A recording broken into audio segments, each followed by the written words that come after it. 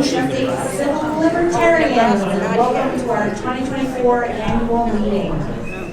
My name is Kate Itacy, and I am the Board Chair for the ACLU of Rhode Island. I am an author, a speaker, a disability rights advocate, I did not write this, and a local true crime podcaster. Though this is my second year as Board Chair, I have been a decade-long ACLU of Rhode Island member, supporter, and even a former cooperating attorney. And I, for one time, was the interim host of our cable access news show. Before we get into the program, I want to make a few introductions. First, I'd like to acknowledge the presence of some of our legislative supporters. We have Representative Jason Knight, Rep. Julie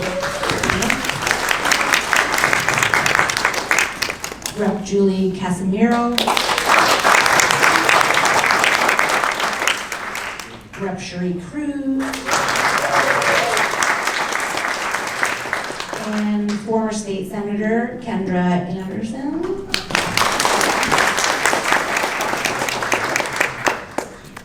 And Representative Enrique Sanchez just came through.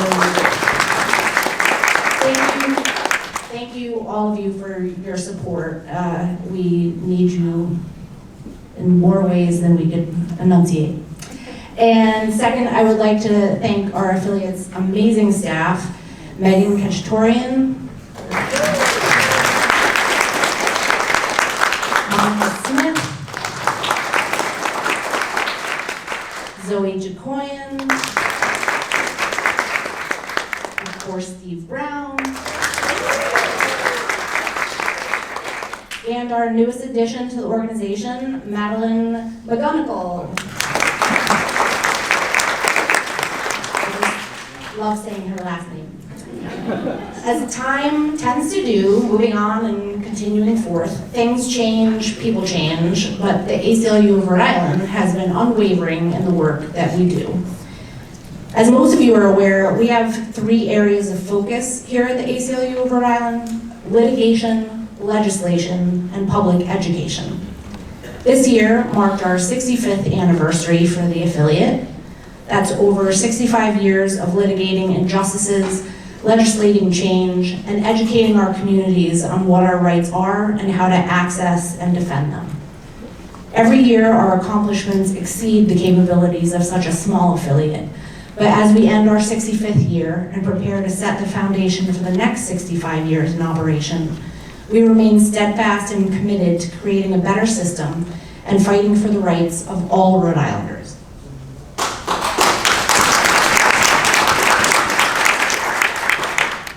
In addition to our standard programming for the year, we set 2 goals for our 65th anniversary. One was to recruit 65 new members, and the other was to host an event in every county in Rhode Island. I'm happy to announce that in cooperation with our national office and with all of you existing members, our board, our staff, and our fantastic 65th anniversary committee chaired by Christine Lopes-Metcalf, together we welcomed over 200 new ACLU members this year.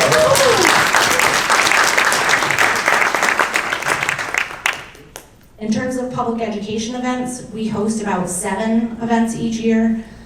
For our 65th anniversary, we increased the number of events, both educational and celebratory in nature. You'll notice the beautiful postcards that are at everyone's table. These were our themed event invitations throughout the year, designed by the very talented Zoe. And the anniversary events we were able to host this year were fun, thought-provoking, and increased our presence throughout Rhode Island. We had trivia night, we had a Twilight Zone movie screening. It was really a great joy to come together as an organization and a community and have a few laughs and also think about the hard times that we have yet to face. The one thing we learned is that people really enjoy gathering with one another in smaller venues, especially if the event is close by their homes. Keep an eye out for all our events next year to see how we mix it up, both in location and programming. We hope to continue to carry our momentum into 2025 by hosting some house parties and some more intimate events.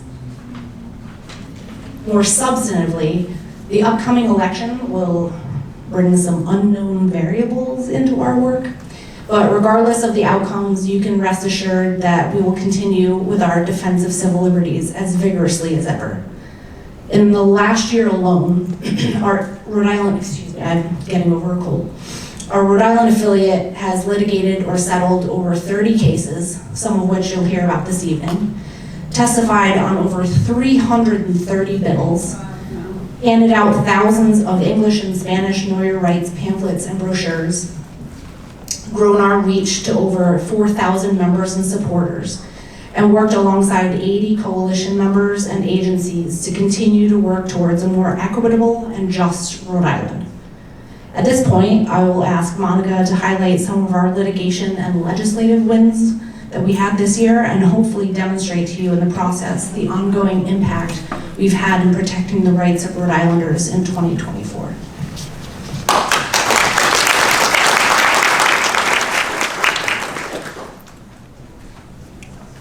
I too am going to read. I did not memorize my words this evening. Hello everyone. Thank you for being here this evening. This past year has been full of challenges, but also incredible victories that reflect the power of persistence and the importance of standing up for civil liberties. While the national stage, particularly the U.S. Supreme Court, continues to erode hard-fought rights and overturn decades of precedent, like the cases surrounding presidential immunity and abortion rights, here at home in Rhode Island, we've made significant strides. Tonight, I'd like to share some of our proudest moments from this past year, how the ACLU of Rhode Island has stood firm in protecting and defending our constitutional rights. You'll hear from a First Amendment advocate who faced legal threats from a local fire district in Westerly for daring to speak up. We held the fire district accountable for attempting to silence her. In Burrowville, we challenged local officials who tried to restrict political speech by preventing the residents from displaying signs on their own property. These victories show how we work across Rhode Island from Westerly to Burrowville to hold municipalities accountable to their citizens. Every day our phone rings with calls from people who are experiencing a range of emotions, as I'm sure you can imagine. Some are uncertain if their rights have been violated. Some are feeling hurt by what the system has done to them. Some are angry about their municipality's lack of transparency. And more than anything, we hear from people about police misconduct or violence. Our fight against unconstitutional policing continues. Just this month, we sued Woonsocket Police after a black man was unjustly arrested twice based on a knowingly false warrant affidavit. A false warrant. Cases like these highlight the racial injustices. I might have missed a line, but that's okay. Cases like these highlight the racial injustices still embedded in our system. But the problem goes beyond individual officers. Training itself can be unconstitutional. That's not always the answer. For example, we uncovered alarming practices where officers were being trained in methods that promote unconstitutional policing for motor vehicle stops. Training alone, as I said, will not solve these issues. Even fellow public servants aren't exempt from harmful policing practices or invasions of their privacy. Earlier this year, we settled a case on behalf of 5 firefighters whose personal lockers were searched without knowledge or consent. In furtherance of strengthening privacy rights, we worked in coalition to pass a law protecting healthcare providers, offering reproductive and gender-affirming care, shielding them from the weaponized legal systems when treating people from states that have banned these essential services. Student rights are a core focus of our work. This year, we stopped the Warwick School Committee from granting administrators excessive censorship powers over student publications. When policing and student rights intersect, we successfully lobbied against a bill that could have imprisoned parents or students for threatening a school employee, with no distinction between a credible threat or an exhausted parent. In Barrington, instead of addressing resource needs, the school committee fought to have more school resource officers. We joined community groups to challenge this decision, which has now been put on hold. The successes of our neighbors aren't accidental. It takes policies and systems that support sustainable change. Economic justice is crucial for individual success. For decades, domestic workers in Rhode Island were exempt from minimum wage laws. In coalition, we fought hard to remove that barrier. The General Assembly agreed to remove the exemption. A living wage supports people's well-beings in ways that ripple throughout their lives and communities for years to come. Justice reform means it remains a recurring topic for us. When the Attorney General pushed for the ability to override a defendant's right to a judge trial rather than a jury, we stopped it. Due process undergirds a fair and transparent justice system, and everyone should be able to rely on judicial processes that take the individual into account. That's exactly why Mario's Law is so important. You will hear more about that fight later this evening. It's a stark reminder of the importance of second chances and a fair justice system that acknowledges the potential for rehabilitation or recovery and not just punishment. We also continued our battle against the criminalization of homelessness.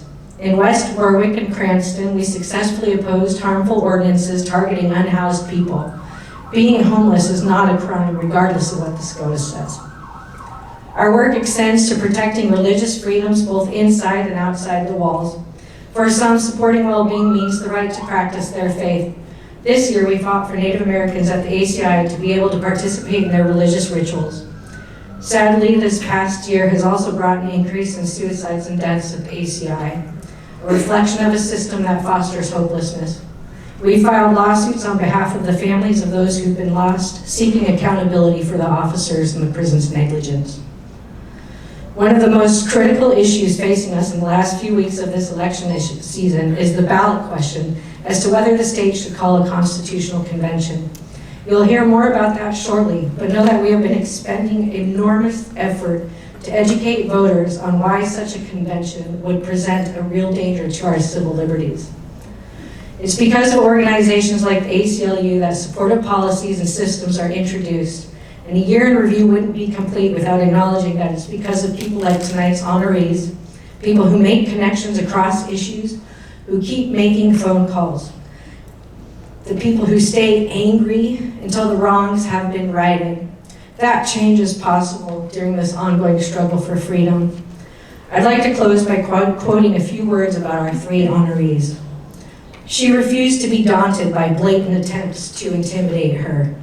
Her powerful and unrelenting advocacy, even as the Attorney General worked against Mario's Law.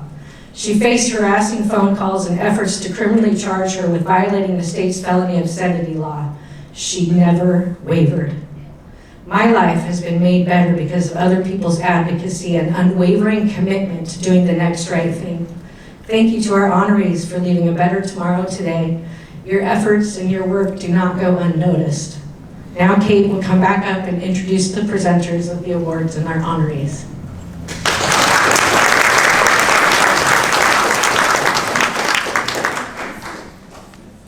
Thank you, Monica. We all know the hardships and continued perpetuation of inequities that bombard us each day, but this evening is also about celebration. Many of our victories wouldn't be possible without the commitment and efforts of our Civil Libertarians of the Year. I'm pleased to have three fantastic attorneys introduce their three non-attorney honorees. First, Mike Rubin, who so skillfully represented Caroline Contrata for the ACLU in the legal battle with the Weekapaug Fire District, will present her award. We'll then hear from ACLU cooperating attorney Lisa Hawley, who was a key member of the ACLU legal team that successfully defended Mario's Law, the state law that our second honoree, Dee Jensen, deserves enormous credit for getting enacted. And last but not least, longtime ACLU board member Jennifer Acevedo, currently Deputy Executive Director of NEARI, will present the award for Marianne Mirando for her courageous anti-censorship work.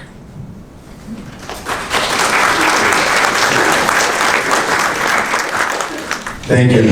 I'm Michael Rubin, attorney proudly for Caroline Contrata.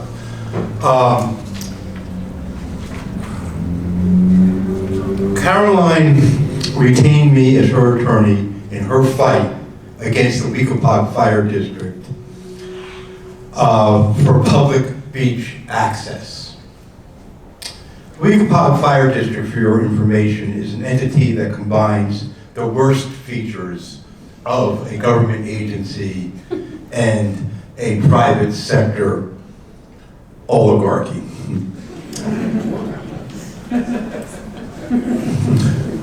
That said, when Caroline retained me, she didn't really quite realize what she was getting into.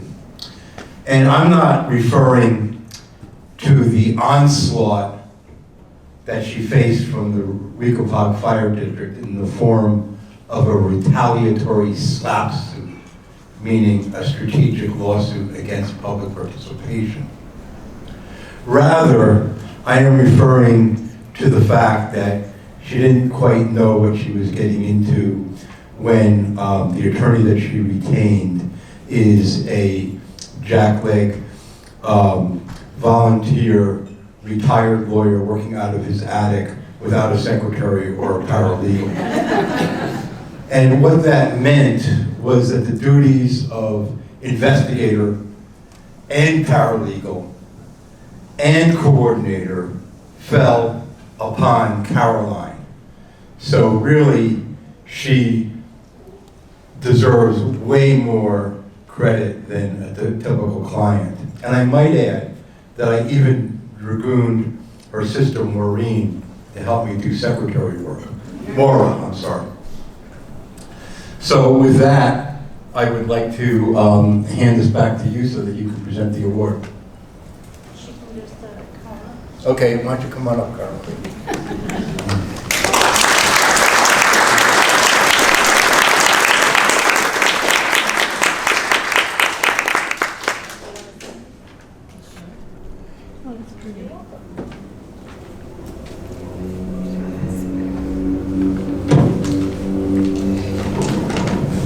Thanks everyone for coming.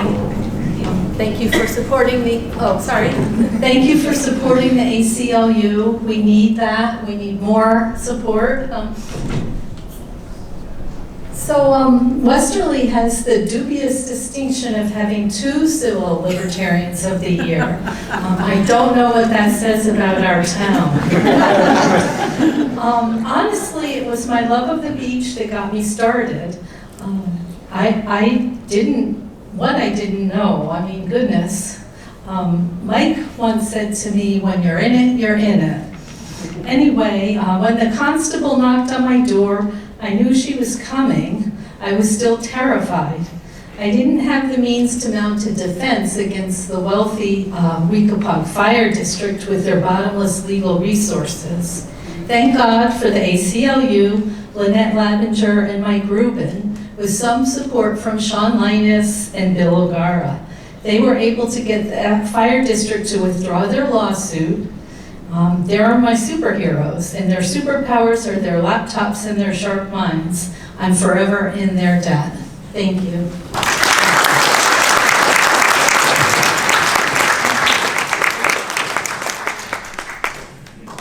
And next we'll have Lisa Hawley.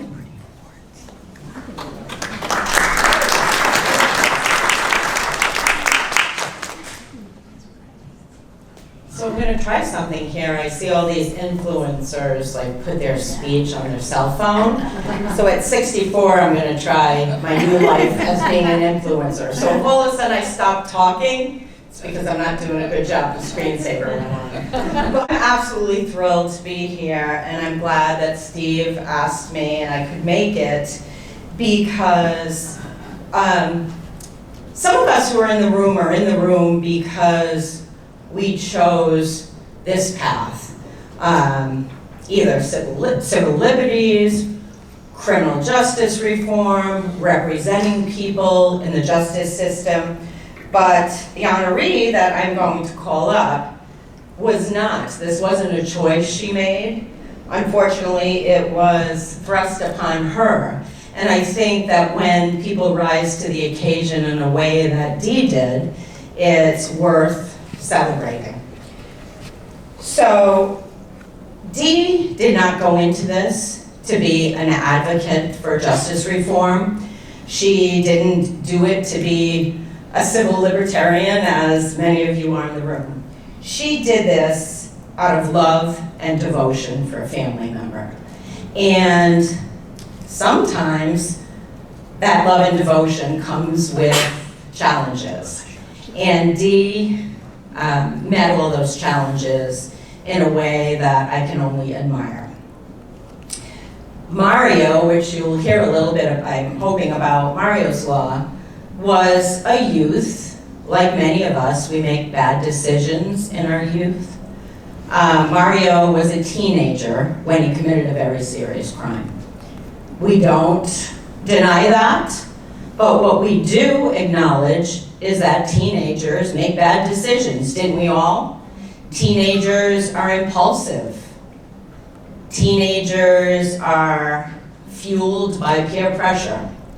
And that's the story of Mario when he was a teenager and he was incarcerated in a criminal justice system that doesn't acknowledge that people change and that there is a restorative part of the justice system that we tend to forget. Mario and folks like him were given the opportunity to see a parole board in 20 years after their crime. 20 years. Think about how long that is. And that was due to the advocacy and tenacity of people like Dee and her new BFF, Julie Casimiro. Representative Casimiro was up for this challenge like no other. She saw Mario in the prison giving a speech to other inmates. And she said, how can I help with this? And this is the journey she went on with Dee, to have the state acknowledge that people change and that Mario should be given a chance after such a short period, 20 years. So the fight was on because the Attorney General doesn't think that 20 years is ample time for someone to change, and based on that, fought us every step of the way. And without people like representatives who champion juvenile justice, and without loving, caring, advocating aunts like Dee Jensen, Mario wouldn't be here today with us. He'd be in, God willing, he'd be alive, but he'd be behind the walls. So I thought it wouldn't be proper for me to give this award without sharing some of Mario's thoughts about his aunt getting this award today. And this is what Mario has to say. My Aunt Dee has been an incredible, emotional supporter throughout the past 23 years of my life, playing a foundational role in my success. During my incarceration, she stood by me unwaveringly, providing not only encouragement, but also practical guidance that helped me navigate these difficult times. Her belief in my potential fueled my determination to change, and her visits and letters reminded me that I wasn't alone. Aunt Dee's compassion and dedication inspires me to strive towards my potential, and I am deeply grateful for the positive impact she has had on my journey. My aunt's relentless advocacy was foundational in not only my release, but has given many other youthful offenders an opportunity for a second chance. With that, I present Dee Jensen.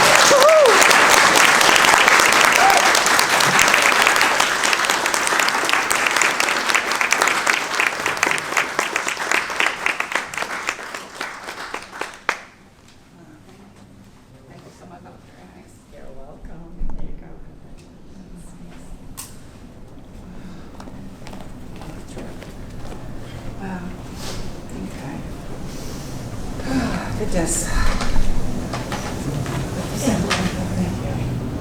I talk with my hands, so it might end up over here. So, good evening, everybody. Thank you so much for this incredible honor. I'm really grateful to be standing here. First and foremost, I'm not even talking, see? First of all, I want to extend my heartfelt thanks to the ACLU. You've played a crucial role and influencing legislative and public opinion from the very beginning, and the support that you have given to me since I began this journey in 2016 has meant the world to me, so thank you.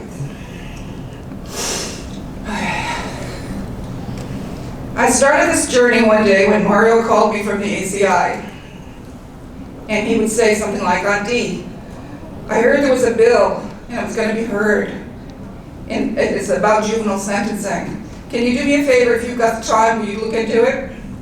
And sure enough, the bill was simply called parole, and it was being presented at the January session in 2016. Mario orchestrated putting me together with some people and organizations that he knew would help. So I want to give a shout out to Trina and MJ and Hannah from Black and Pink in Providence, who had the experience that we needed in advocating and generally cared about the law.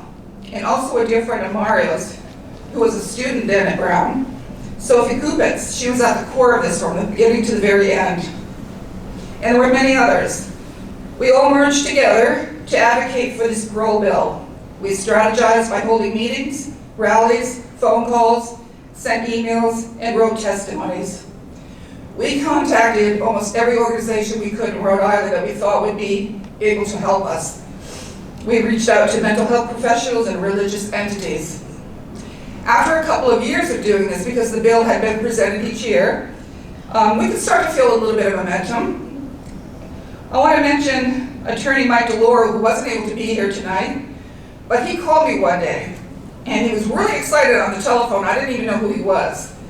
And he called just to say, "Hey, I heard something was going on, and you guys were really making some things happen. I think you got a good chance." Well, the timing was so perfect. It kind of put some wind in our sail to hear that somebody actually reached out to us. It made me feel really good. I gotta turn the page now. His advice was always really good. He had a really calm demeanor and he had great patience. And it really proved to be invaluable because these were really a hard couple of years. We had been talking extensively and testifying about the brain science over the last few years. Mike was responsible for bringing in 2 highly acclaimed experts to give science briefings on young adult brains and their behavior. So we really took advantage of that, and we put together an informative Zoom session that was well attended by senators, reps, the media, and other organizations, so that we could help people understand the brain science. We were slowly changing the minds and the hearts of the legislators.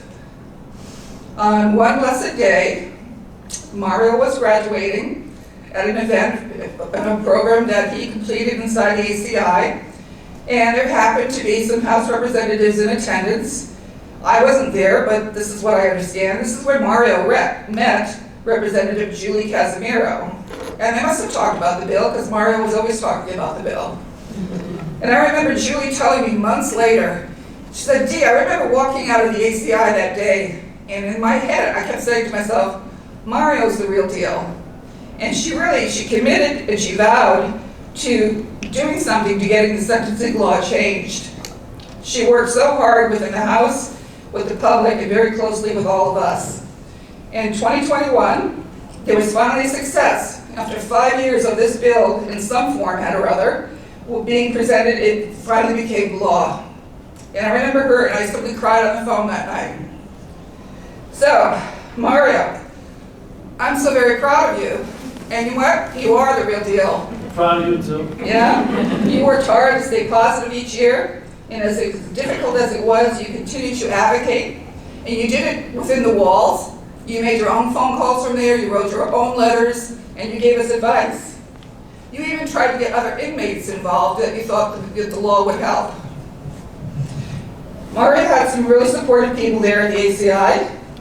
He participated in a program there for almost 10 years called Garden Time, there where he worked with Kate and Vera, who were highly respected, very supportive, and much appreciated.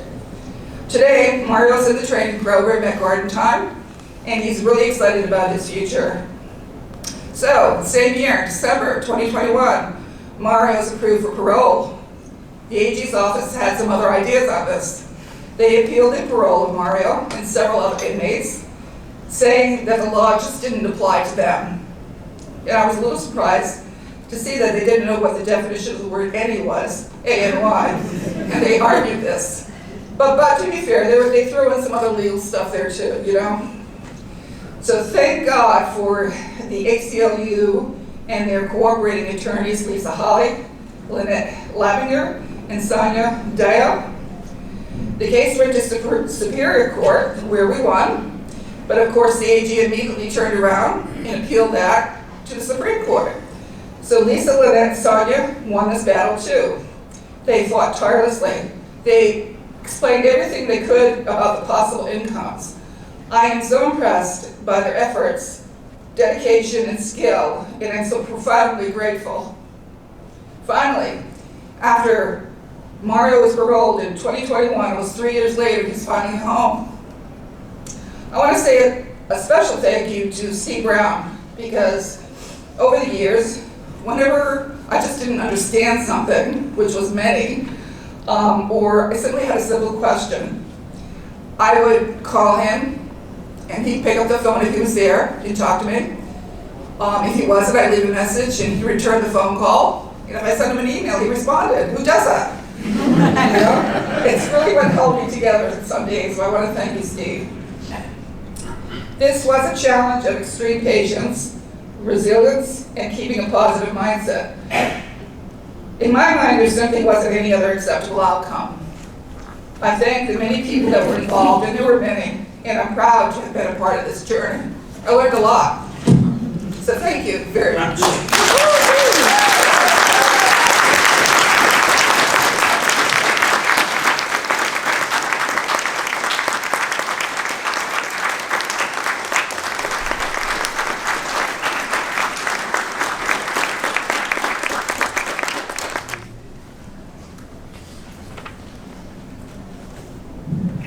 Hi, I'm also going to use my phone.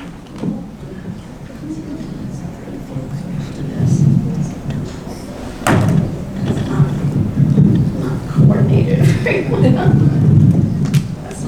Okay. Hang on.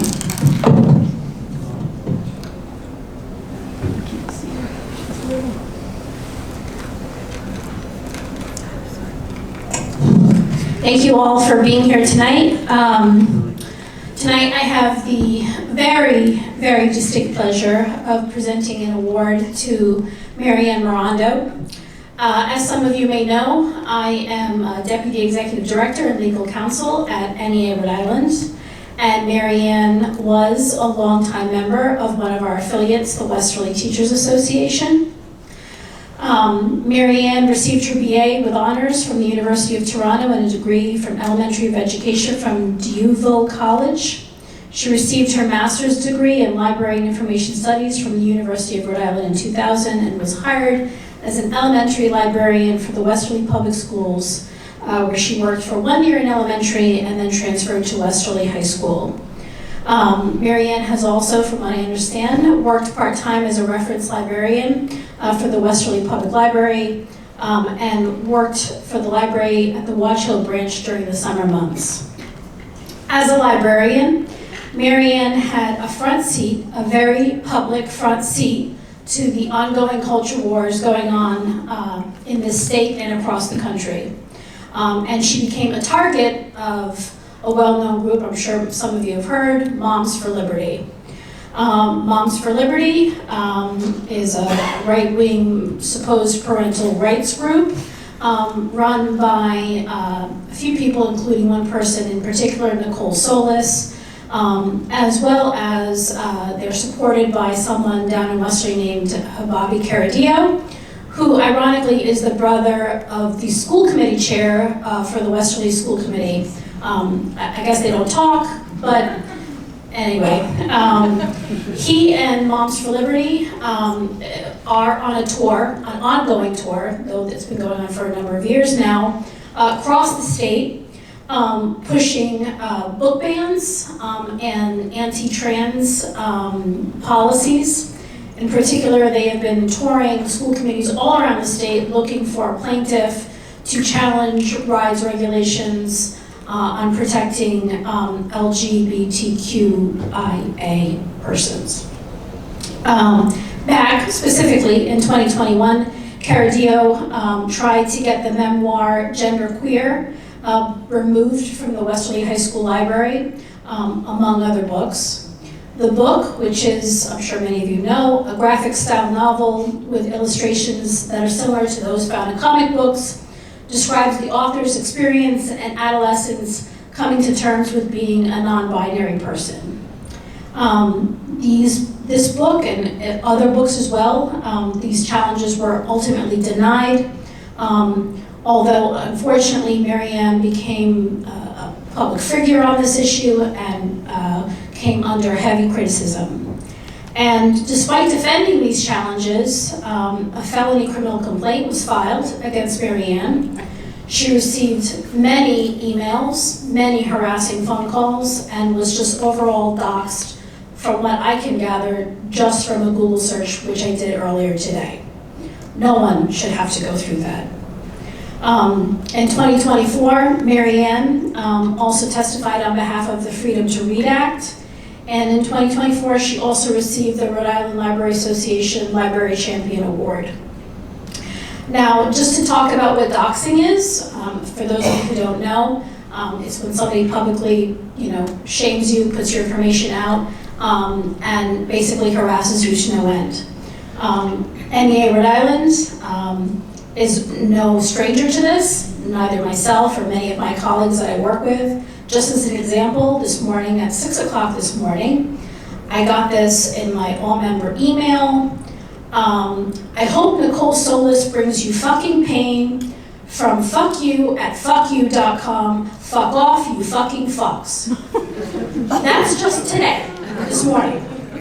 So nobody who teaches, nobody who's a librarian, nobody who loves reading signs up for this kind of harassment.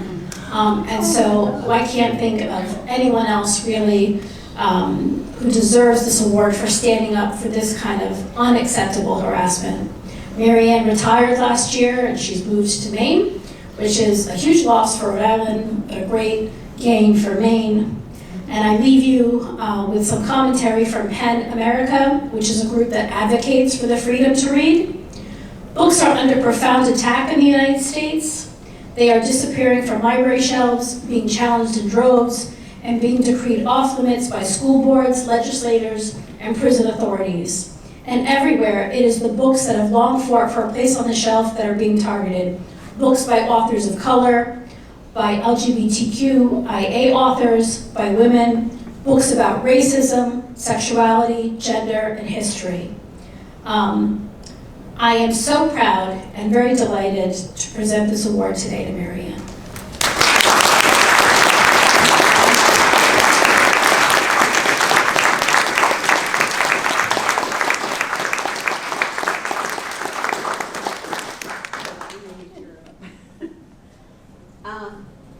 Yeah, it was crazy.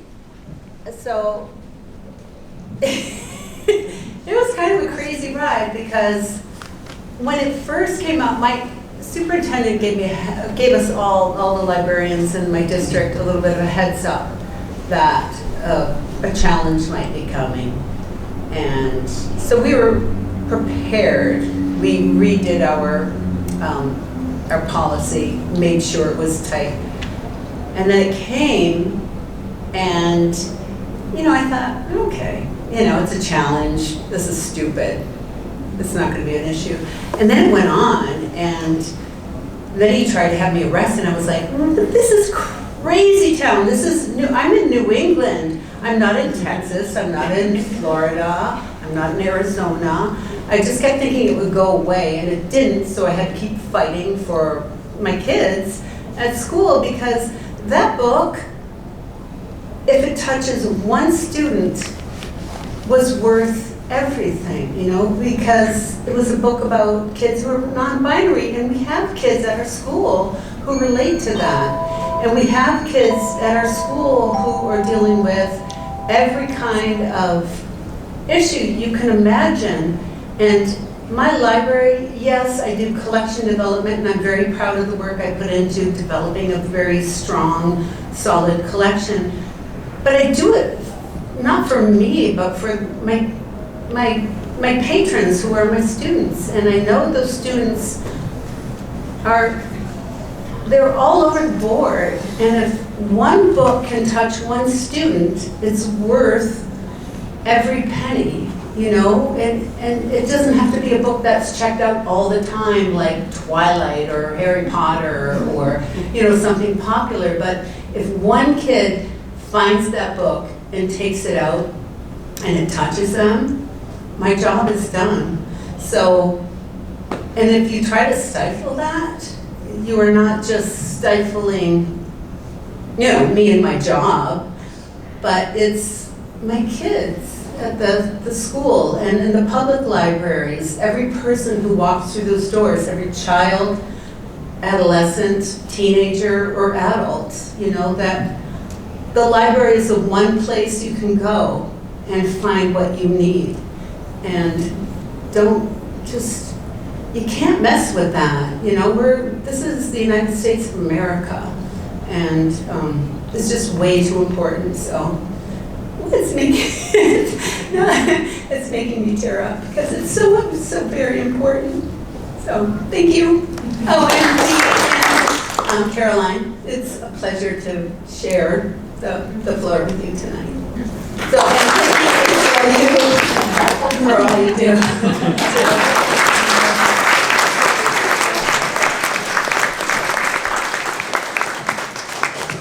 Speaking of Dee and Caroline, if you wouldn't mind coming back up here for a second.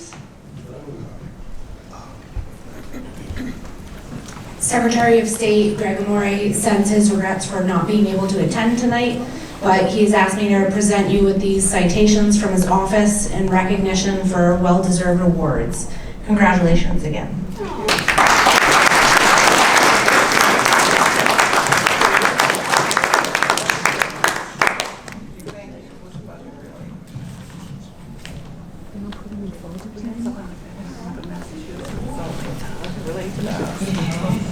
Thank you very much. Thank you. If we can have one more round of applause for the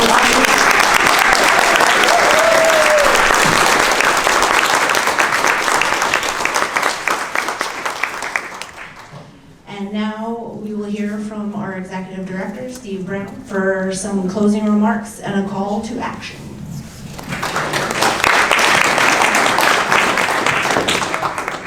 Well, first, thank you all for coming tonight. It is really supporters like you who are responsible for all the good things you've heard happen every day because of your work. It's also because of the honorees. I may be the executive director of this organization. Things don't happen by themselves. I can't make them happen. It's brave people, like the three we've honored tonight, who really move civil liberties forward, and we should give them another hand.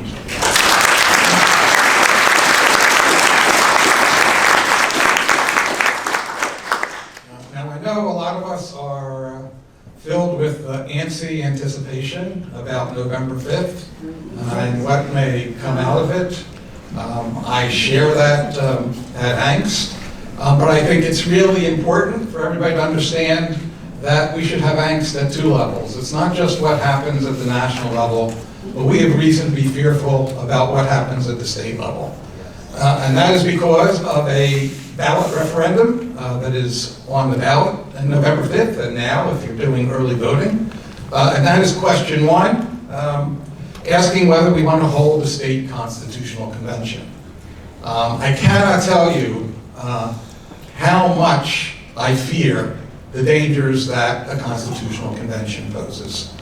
And I say it not out of hypothetical concern, but because Rhode Island has lived it. Unlike any other state in the country, Rhode Island was the last state to ever hold a constitutional convention. We did it in 1986, and what came out of that convention was an absolute disaster for civil rights.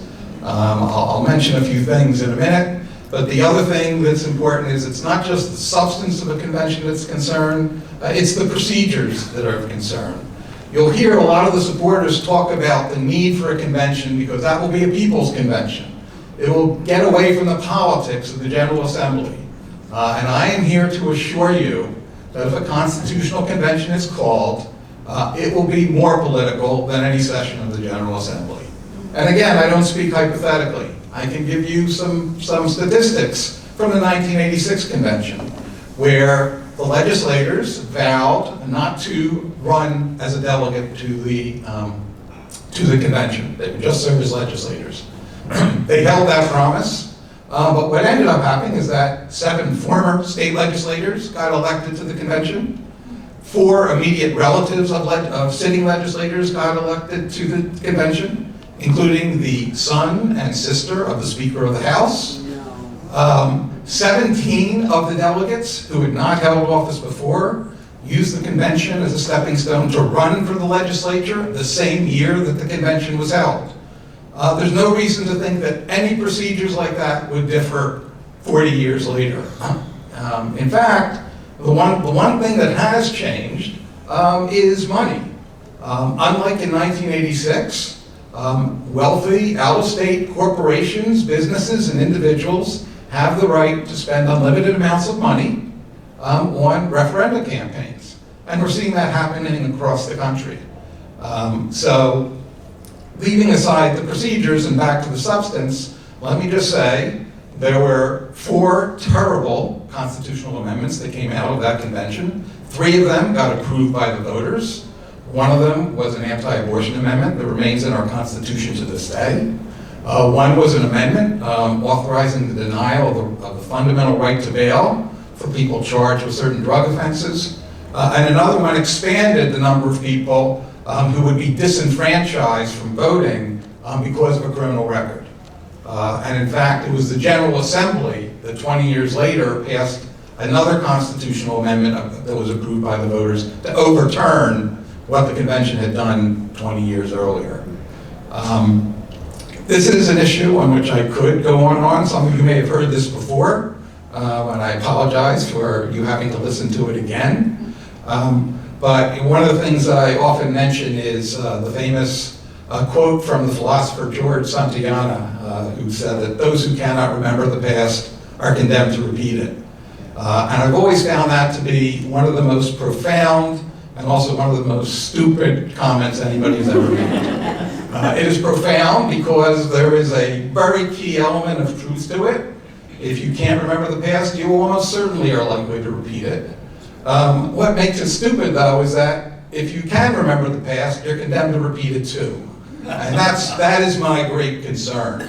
Those who don't remember the past are the ones who end up making us who do remember it relive it. What I want you to do, what I strongly ask you to do in these last 2 weeks before the end of the election, obviously if you haven't voted yet, please vote against question 1. Please talk to neighbors, friends, colleagues, urge them to reject question 1. The one thing that I find over and over is people have no idea that this question is on the ballot. If they have some idea it's on the ballot, they have no idea what it means or what the potential consequences of it are. But I also find that when they are educated about it, when they understand the potential disastrous consequences of a constitutional convention, the light bulb goes on and they understand and they agree that they will vote against it. But it's going to take everyone in this room talking to other people if we're going to stop this, because the default, I found that the default response of people is, sure, why not? What can go wrong? We know what could go wrong, and I hope you'll do what you can to stop that. One other thing I'll mention is we do have lawn signs for anybody who wants to take one to reject question 1. We have them here. I just come up to one of the staff people, and we'll be glad to give you a lawn sign that you can put up. With that, I do want to emphasize, though, that regardless of what happens on November 5th, you can be certain that the ACLU will be doing all it can to continue to protect civil rights and liberties. We'll continue to have the pleasure and privilege of representing people like our 3 honorees who push forward against sometimes strong odds to help ensure that all of us, everybody in Rhode Island, has the fundamental rights that we think we deserve under our Constitution and under our rule of law. So again, let me just thank you all for coming. I hope you'll feel free to stick around for a little while and mingle. But you are the ones who make all this possible. Thank you, thank you, thank you.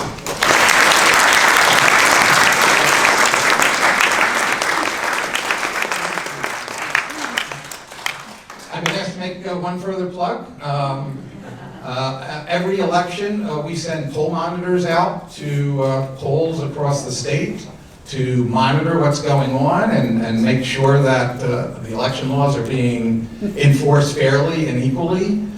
We have trainings coming up in a week, Monday and Tuesday.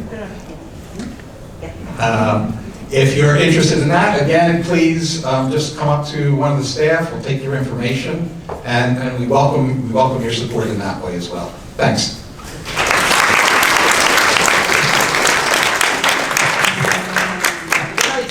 Thanks again. That's the end of our program. Thank you again to the staff and Steve, to Jennifer, Lisa, and Mike, and our honorees, and our lovely representatives and former senator. And hope you've enjoyed the program. If you want to take any of the literature that's on your table, feel free.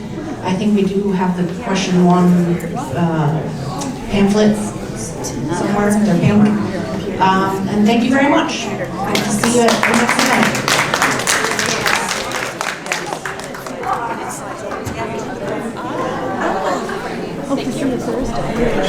Yes.